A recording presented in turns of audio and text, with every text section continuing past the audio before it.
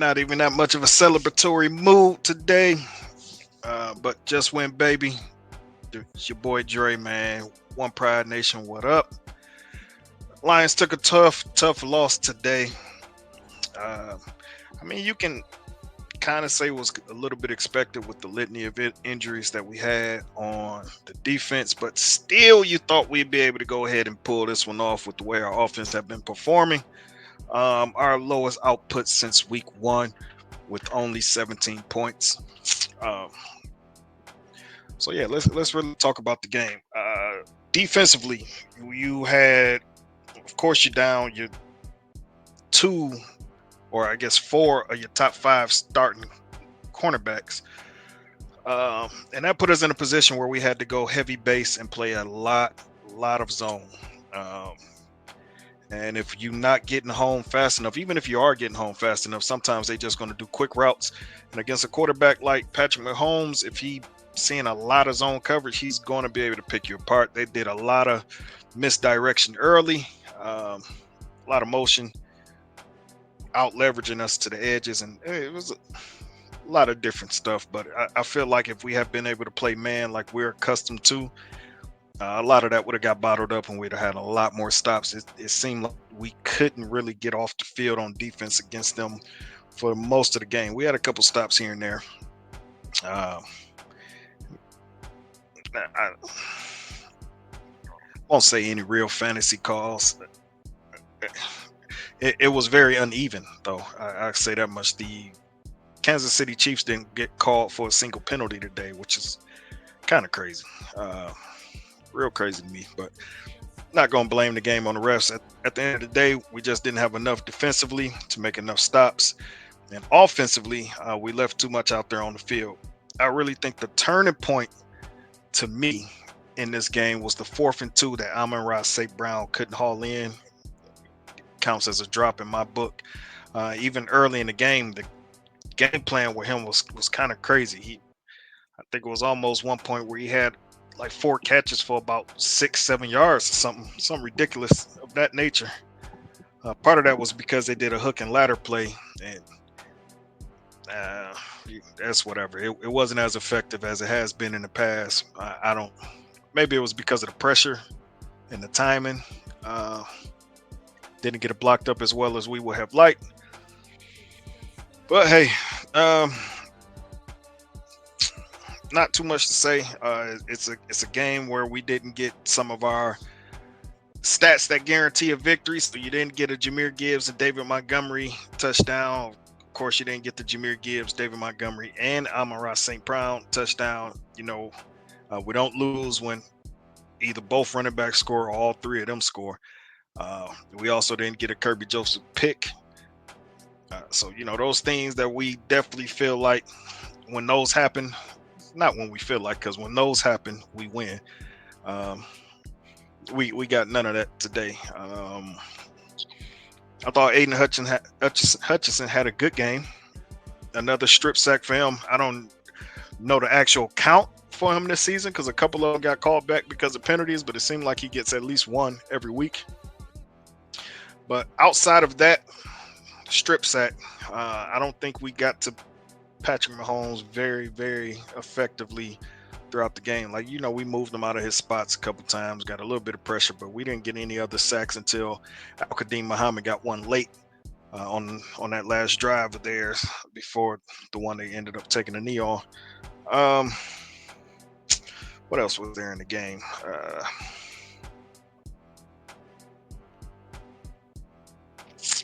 Yeah, it was really a weird game because it was a game where there was minimum amount of possessions. I feel like both teams was going for it on 4th down to extend drives.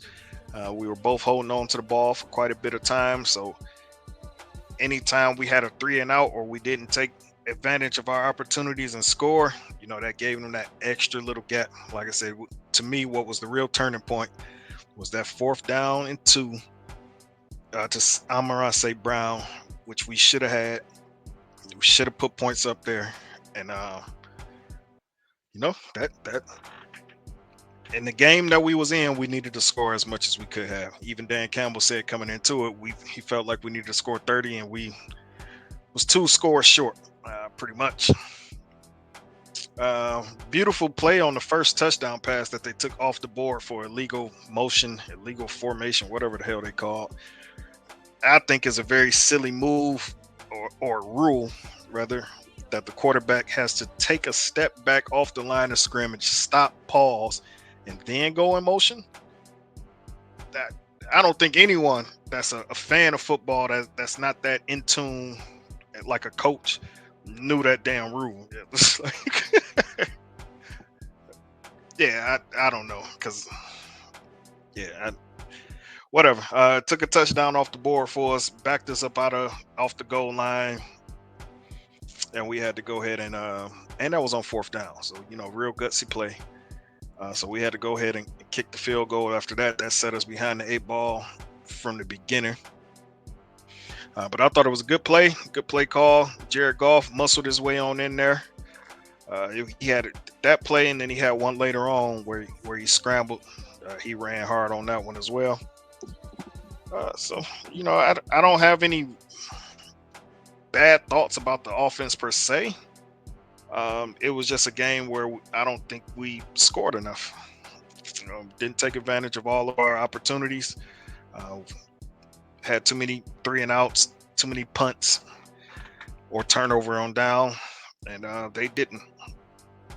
Uh, so can't win them all. I don't think anyone expected us to go undefeated for the rest of the season, but when you just playing Kansas City, you just want to win. I know I was definitely talking shit about their team, and especially with the way they was operating early in the season. But when you come into that game as banged up as we are, yeah, they just had the right recipe to go ahead and beat us this week. Like if we played them again 2 weeks from now, when everyone's back, it's probably a completely different game. But other than that, let's talk about the little altercation that happened at the end of the game. You had Brian Branch who was steaming a little bit. I don't know exactly what he was pissed off about. It must have been a bunch of jarring and stuff going on, talking on the field, but he wasn't really fucking with them at the end of the game. And they wanted to dap it up. He wasn't having that shit. He wanted to keep walking. And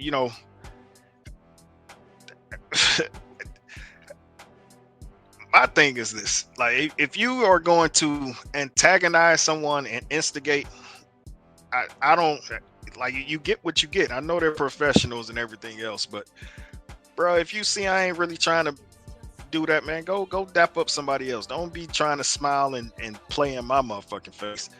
And that's how Brian Branch felt. And he smacked the shit out of Juju Smith-Schuster. Now you call it a flop or whatever, but he gave him a good little slap to the face. And then I don't know who that was that kind of pushed him away, but it wasn't a situation where Brian Branch wanted to slap him and then run away. It looked like he was still trying to get to him, but Juju Smith-Schuster ran back up on him, swung back on him a couple times, and Brian Branch grabbed him by his helmet, flipped him on the ground, snatched his helmet off. So I mean, in the altercation, I feel like Brian Branch won it. Now, what kind of consequences will come off of that? Who knows? I think it should be a fine. People probably say I'm being biased, but it wasn't a punch. It was an open hand slap. It's the same type of thing you'll have happen on the field all the time, and somebody just get hit with unsportsmanlike conduct. If the referees catch it, because you'll get the first slap that they never throw the flag on, and then they always throw the flag on the second person. So if the league come down heavy on that, it's like, really, what are y'all doing? Because that happens every week, and people aren't getting suspended whole games for that. They just get the unsportsmanlike flag, and that's it. It usually got to be something pretty egregious for them to end up getting ejected from the game. So, but we'll see, man. It is the Detroit Lions, and we know how the league like to officiate us. So we might be down Brian Branch going into next week. The only positive out of that is the Tampa Bay Buccaneers are coming into the week as banged up on offense as we are on defense. Emeka Egbuka went out with a hamstring injury earlier today. Those usually take a couple weeks to heal. They were down to their 4th, 5th, and 6th string receiver, so I don't know what the deal was with Chris Godwin, and Mike Evans isn't quite back yet. So if we gotta lose another secondary member for a week, I think this is the best week to do it because they'll be lacking on the receiver option. But I still think advantage goes to Buccaneers in that situation because the offense always has the advantage, especially if we're gonna have a disparity of penalty calls like we did today, where you're not gonna convince me that the Kansas City Chiefs played a completely clean game on offense and defense. It's just not gonna happen. So, anyways, that's all I got for y'all, man. It's a big somber moment. Uh, Almost don't even want to do these type of videos. I don't even know how many people gonna even bother to watch it. You be real hype after a win, and looking up all the Lions videos as much as possible. People don't really want to hear that shit after a loss, even though it wasn't really a bad loss. I think most people will be able to swallow this one with no issues. Just take it on the chin. That sounds real crazy, but pause moment. But we're gonna move past that. But yeah, we should be able to go ahead and move past this L. We 4-2. I think I heard earlier that that puts the Green Bay Packers back in first position for now. Like, who really cares? Green Bay Packers kind of struggled earlier. I won't say struggle, but they ain't do what they were supposed to against the Bengals. So I don't know how concerned people are. We are with the Green Bay Packers at the moment. But I think our goals right now is to try to heal up our secondary.